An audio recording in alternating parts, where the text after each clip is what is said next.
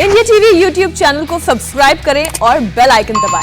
नमस्कार, आप देख रहे हैं इंडिया टीवी। आपके साथ मैं हूं मीनाक्षी जोशी और अब शुरू हो रहा है सबसे बड़ा इलेक्शन शो। अब की बार किसकी सरकार। बात करेंगे उत्तर प्रदेश और पंजाब की उन खबरों की, उन सियासी हलचलों की जो 2022 के दंगल में बड़ा असर डालने वाली है। आज की 3 बड़ी खबरें कौन सी हैं?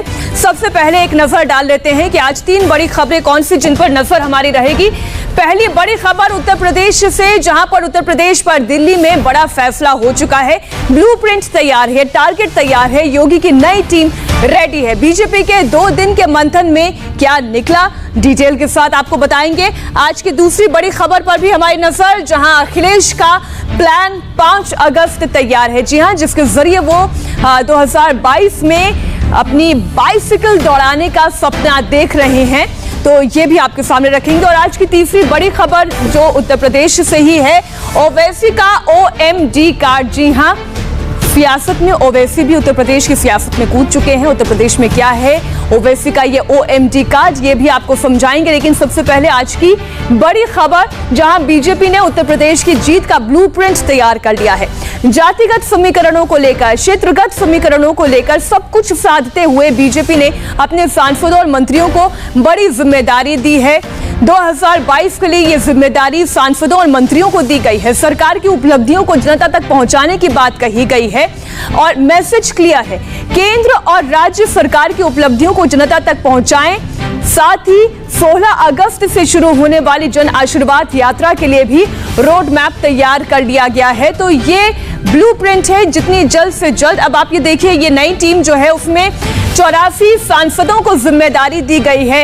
ये कुल 2 दिन का मंथन था जो दिल्ली में चला। उसके बाद ये तय किया गया कि सांसदों की जिम्मेदारी रहेगी अपने अपने क्षेत्र के लोगों तक पहुंचने की। 403 सीट का लक्ष्य रखा गया है। मुश्किल है, नामुमकिन नहीं, बीजेपी ये कहती है। और इसके लिए जो रोड मैप तैयार किया गया वो ये कि 84 सांसद अब अपने अपने क्षेत्र के लोगों तक पहुंचेंगे। फॉर्मूले के तहत एक सांसद के पास अपने इलाके में आने वाली 6 से 8 विधानसभा सीटों का जिम्मा होगा। एक मंत्री के पास 3 लोकसभा के तहत आने वाले करीब 24 से 25 विधानसभा सीटों की जिम्मेदारी रहेगी। इसके अलावा मीटिंग में बीजेपी के अध्यक्ष JP नड्डा ने सभी 84 सांसदों को कुछ खास निर्देश दिए हैं। क्या समझाया है वो भी हम आपको बताते हैं कि क्या बताया गया है इन महामंथन में। सेवा ही संगठन का मंत्र है। जी हां, इस पर काम करने के लिए कहा गया है। सांसदों को अपने क्षेत्र में सक्रिय रहने की बात कही गई है। राज्य और केंद्र सरकार की योजनाओं को लोगों तक पहुंचाने की बात कही गई है। सत्र के बाद नए मंत्री भी जो है वो भी क्षेत्र का दौरा करेंगे। जन आशीर्वाद यात्रा में कम से कम 3 लोकसभा क्षेत्रों में जाएंगे। बूथ कार्यकर्ताओं तक पहुंच बढ़ाएंगे। वैक्सीनेशन की प्रक्रिया को तेज किया जाएगा और हफ्ते में 2 बार वैक्सीन सेंटर पर भी जरूर जाने की बात कही गई है।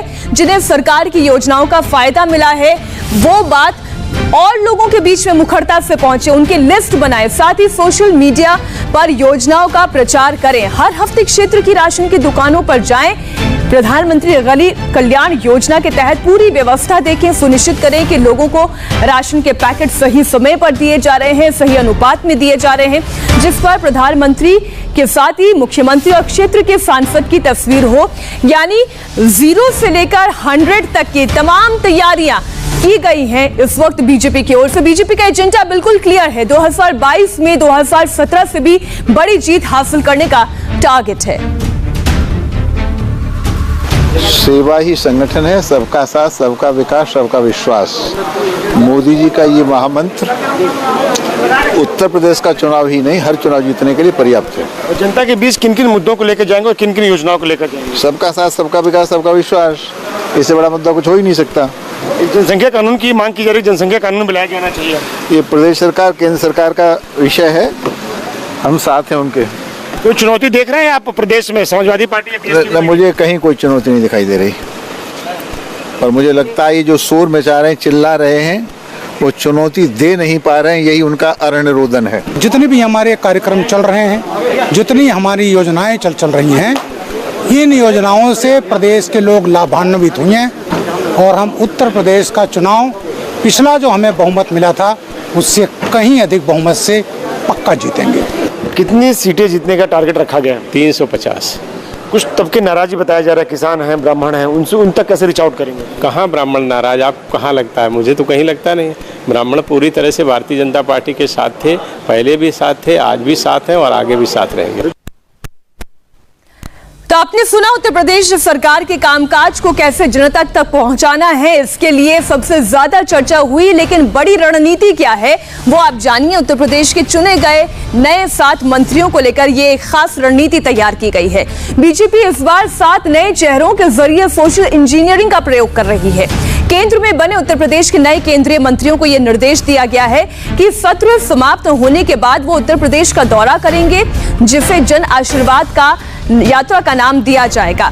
इस यात्रा में मोदी मंत्रिमंडल में शामिल किए गए 33 नए मंत्रियों को बड़ी जिम्मेदारी सुपुर्द की गई है। और खास बात यह है कि इन 43 नए मंत्रियों में 7 मंत्री उत्तर प्रदेश से शामिल हैं। उत्तर प्रदेश के सभी केंद्रीय मंत्रियों को इस जन आशीर्वाद यात्रा में शामिल होने का निर्देश दिया गया है।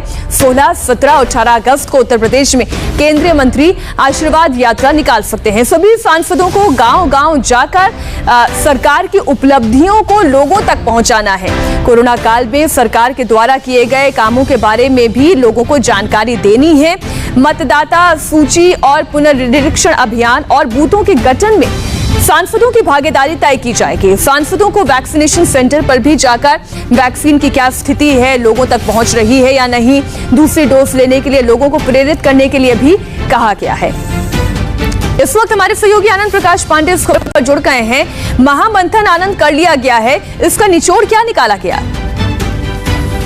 देखिए, मैं एक बात और इसमें जोड़ दूं कि जो 2 दिन तक बैठक चली है बीजेपी के सांसदों की जो यूपी से आते हैं, उसमें सभी सांसदों को एक बुकलेट भी दी गई है। और उस बुकलेट के ऊपर लिखा हुआ है कि जो वर्षों में यूपी में नहीं हो पाया वो 4 साल में करके दिखाया।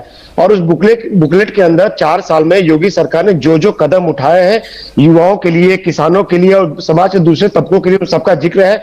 और सभी सांसदों को कहा गया है कि जब आप क्षेत्रों में जाएं लोकसभा और राज्यसभा खत्म होने के बाद, तो ये बुकलेट अपने साथ में ले जाए और इसके बारे में सभी जनता को, जो भी वहां कार्यकर्ता है, उनको इसकी जानकारी दे और सारा मैसेज जो है नीचे स्तर तक पहुंचा है। और खासतौर से किसानों को लेकर उसमें एक अलग से चैप्टर है कि किसानों को कैसे 78 लाख से ज्यादा किसानों को अब तक 78,000 करोड़ एमएसपी पे खरीदी की गई, यानी कि 78,000 करोड़ किसानों को उनके खाते में ट्रांसफर किए गए इन 4 सालों में।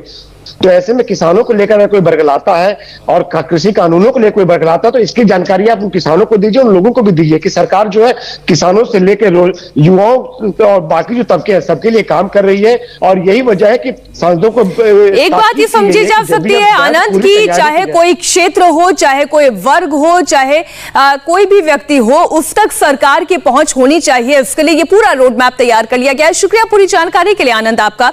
और अब इलेक्शन शो में आज की दूसरी बड़ी खबर पर चर्चा। मिशन 2022 के लिए अखिलेश यादव ने प्लान 5 अगस्त तैयार किया है।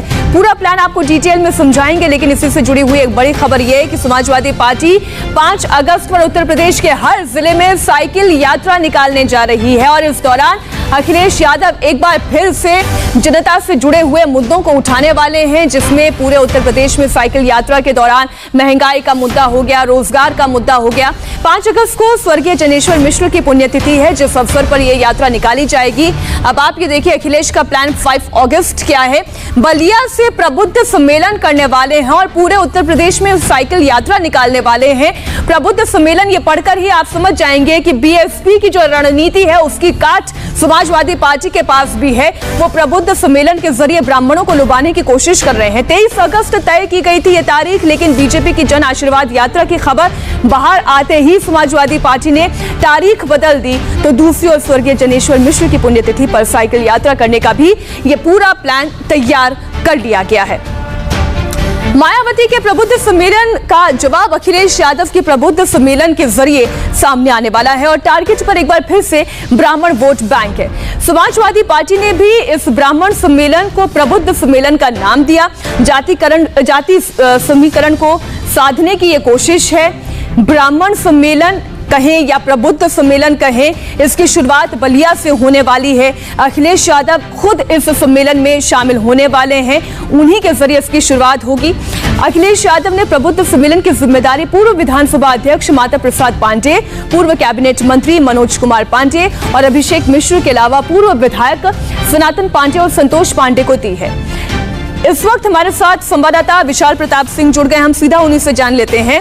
लगता है चाहे बहुजन समाज पार्टी हो या समाजवादी पार्टी हो, उनकी नजर में ब्राह्मणों का वोट बैंक बहुत महत्वपूर्ण हो गया है।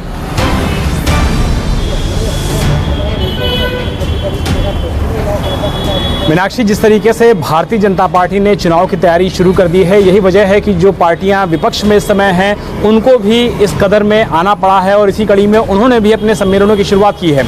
और अगर बहुजन समाज पार्टी की बात किया जाए तो उन्होंने सबसे पहले प्रबुद्ध वर्ग सम्मेलन की शुरुआत की। हालांकि ये ब्राह्मण सम्मेलन पहले हुआ करता था, लेकिन बाद में उसका नाम चेंज किया गया। समाजवादी पार्टी का जो प्रस्तावित सम्मेलन था वो 23 अगस्त से शुरू हो रहा था, लेकिन उसको भी प्रीपोन किया गया है और अब 5 अगस्त से प्रबुद्ध वर्ग सम्मेलन जो समाजवादी पार्टी का होगा, इसकी शुरुआत बलिया से जा रही है, जिसमें अभी जैसा आप जिक्र कर रही थी कि मनोज कुमार पांडे को, अभिषेक मिश्रा को और माता प्रसाद पांडे को महत्वपूर्ण जिम्मेदारी दी गई है कि इस सम्मेलन को उनको पूरे उत्तर प्रदेश में कामयाब बनाना है। और साथ ही ये भी तय हुआ है कि 5 अगस्त से ही स्वर्गीय जो जनेश्वर मिश्र हुआ करते थे, उनकी याद में समाजवादी पार्टी पूरे प्रदेश में साइकिल यात्रा निकालेगी और ये कोशिश करेगी कि जिस तरीके से माहौल शुरू हुआ उत्तर प्रदेश में चुनाव को लेकर के, उसमें वो अपनी देखना यही होगा कि ये साइकिल यात्रा किन किन घरों तक पहुंचती है और क्या मुख्यमंत्री की कुर्सी तक अखिलेश यादव को पहुंचा पाती है या नहीं। फिलहाल पूरी जानकारी के लिए विशाल आपका शुक्रिया। तो हमने इलेक्शन शो में अभी तक आपको बताया कि किस तरीके से बीजेपी रणनीति बना रही है, समाजवादी पार्टी और बहुजन समाज पार्टी के प्रबुद्ध सम्मेलन की भी रणनीति आपके सामने है। तो वहीं अब एक और नया समीकरण साधने में जुटे हुए हैं ओवैसी।